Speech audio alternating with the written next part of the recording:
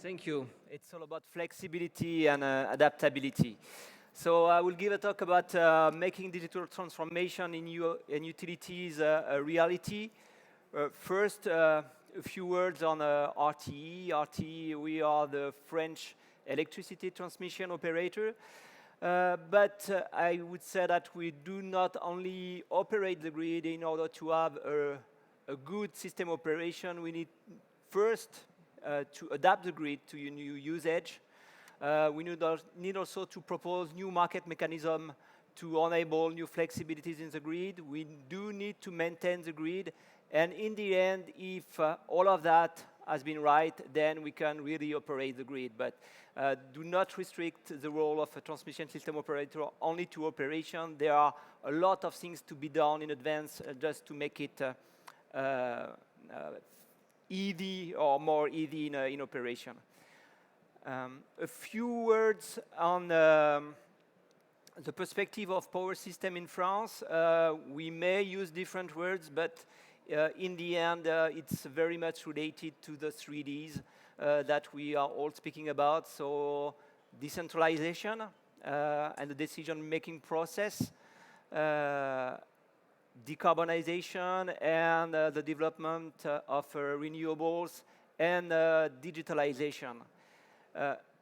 When speaking about digitalization, I will somehow illustrate some of the challenges of digitalization in relation to a study that we just published in September, which is a 10-year development plan for France. Well, actually, it's more 15 years development plan because we are going to 2035.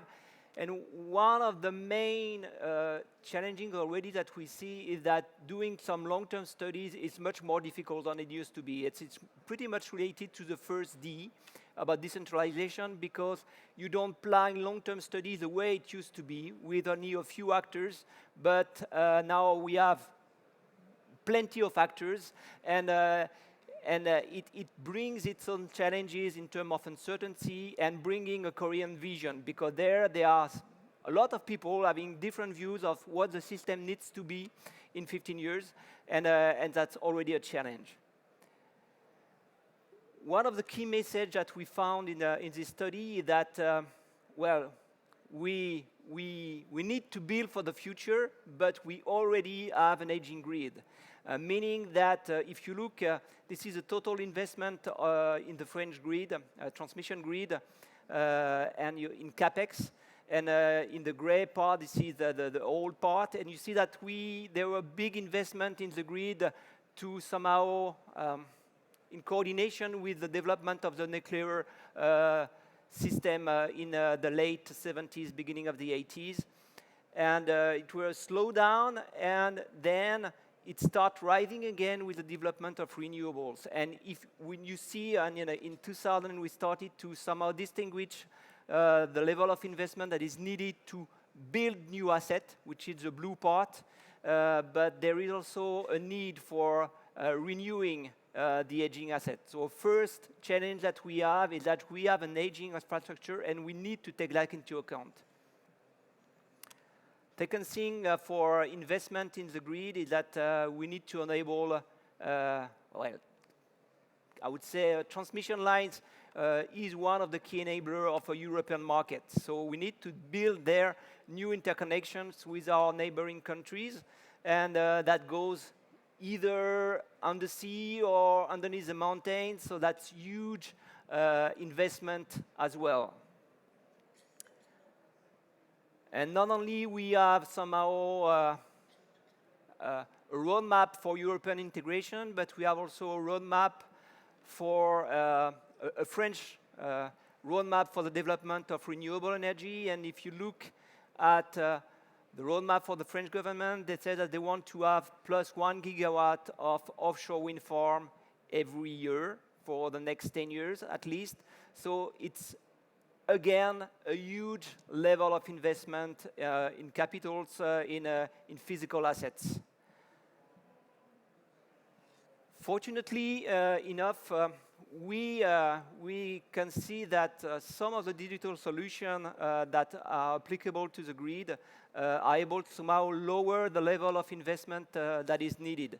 And in the study that we just published in September, we just prove that by using new digital solution, whether it is dynamic light rating or somehow limiting the level of generation, for example, of wind farms for a few hours a year when it's really windy, you are able to decrease the total level of capex investment, of capex, for more than 10 billion euro for the next 15 years.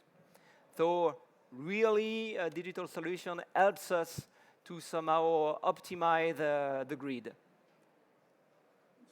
But to do that, we need as well to have an investment, I would say, in a digital backbone. Digital backbone, what does it mean? It means that you need somehow to have telecommunication lines, telecommunications that are able to enable the digital solution from the various locations in France where it's needed. And for sure, it's costly, this digital backbone investment in both the telecommunication backbone, but also, I would say, the digital substation that we will build requires 3 billion euro investment in the next 15 years, but compared to the 10 million euro that it would have been with only, I would say, classical overhead lines, that's a good deal for the community. And the way nowadays we envision the role of the TSO, it's more a coupling of an electrical grid and a digital grid. And you can see it as a human body. We have our brain. It's our classical centralized IT solution. And there, our SCADA, our system for balancing, our system for prognosis system for wind and load consumption, for example. And there is huge investment there. We are pretty much replacing everything in our centralized IT because everything is either old or not open enough for new innovation. But we need not only to invest in our centralized IT, but we need also to invest in, I would say, a decentralized IT solution. So we need to invest in building new digital substation. And the digital substation, we see that are kind of small data centers and small data hubs to enable distributed algorithms that are able to both capture data from the different sensors that we see, but also to somehow control some of the grid in a decentralized way. And that's how we can achieve the 10 billion euro of reduced capex. And so we have our brain, we have our arms, like the digital substation, and we are using that somehow to enable new exchange of information and to enable new flexibilities, like electromobility, if you can say.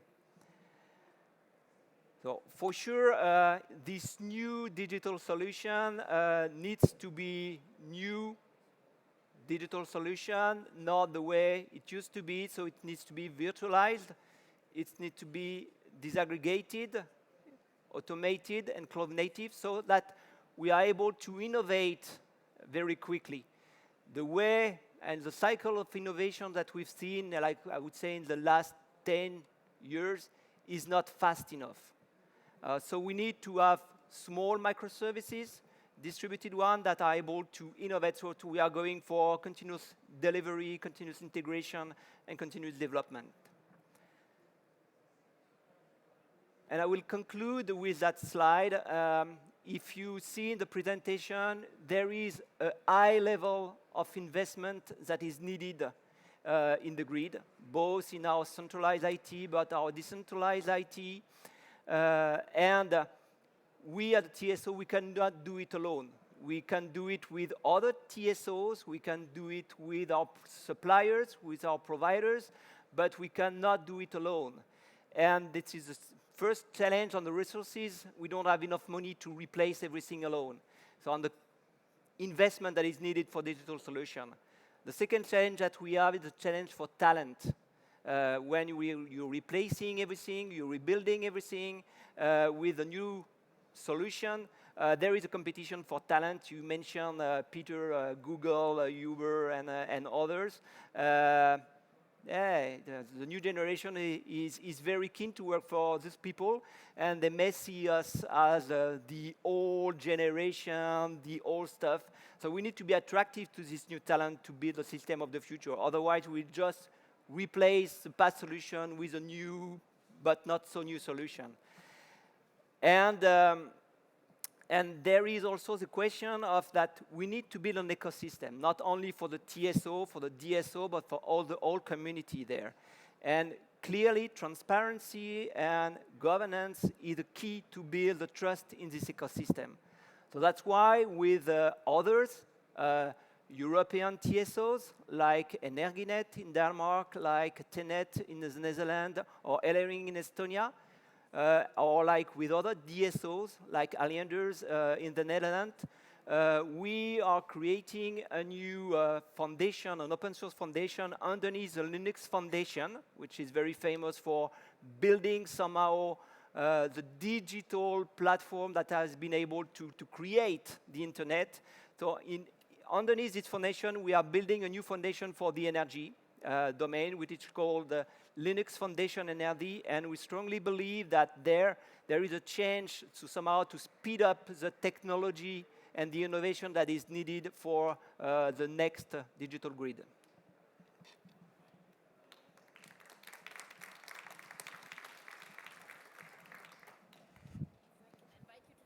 Yeah.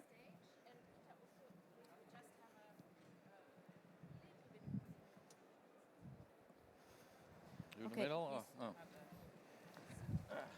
We have a little bit of time for questions. Not much, but still we've heard Peter and Gabriel putting forward their perspectives from the DSO and TSO perspective. Do you have any questions to them from the room? Who wants to go first? Otherwise, I'll go first, and then you're second. Melvin, you're first. Yeah, why don't you? There's a microphone coming from the back, but yeah, we wait for that.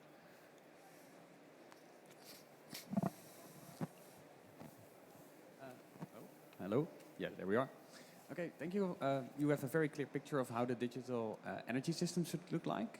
I know that in the Netherlands it's already pretty digital. Could you say for France, the Netherlands, and maybe the rest of Europe, how far along we are to obtaining this objective to become fully digital? And maybe briefly introduce yourself before we... Of course. My name is Melvin van Mels. I'm the founder of All in Power, a platform energy supplier. Thank you. So how far are we? Peter, Gabriel? Yeah, perhaps I will start and then you can complete on your part. For example, for this new digital solution that I just mentioned, that are able somehow to limit the production of wind farms, to limit the level of capex that is needed in the future. We just started with the very first project that has been put in operation in September, but this is only the very first, and we envision more than hundreds of these solutions.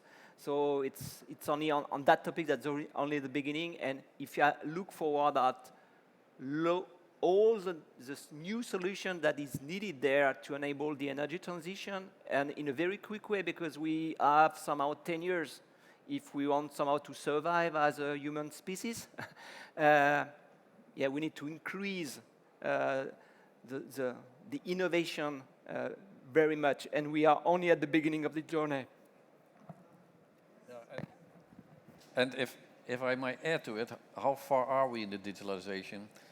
You could see it from a positive side or a negative side. On the one hand, I would say in the Netherlands we are quite some way ahead yet, so we're on the good track. However, in my presentation I spoke about technology, markets and regulation being intertwined. And what is holding us back in the lessons today is that when we talk about digitalization, the high voltage network, the low voltage grid is all fine digitalized, but the heat is on the low voltage grid. And the level of automatization there is not so strong. There's only one element which is there which could provide us tremendous advantage in running the grid. And actually, that's a smart meter. Using the smart meter data also for finding power quality issues, finding overload situation in the grid. And there we have a discussion with the privacy regulator. Because, well, there's no legal binding now everywhere, so you're not allowed to use that. So this is really why I think that we really have to overcome the hurdles of thinking in silos. And in this case, the silo is technology, grid operators, markets, and regulators who really should come together with the regulators and fix this. And then we can make a next step. But today, that is holding us back. The chain is as weak as the weakest part. Thank you. Are there any other questions before we move to the next session? There aren't. Actually, I'm going to hold back as well because we have to move forward, move on. Thank you very much, both Gabriel and Peter.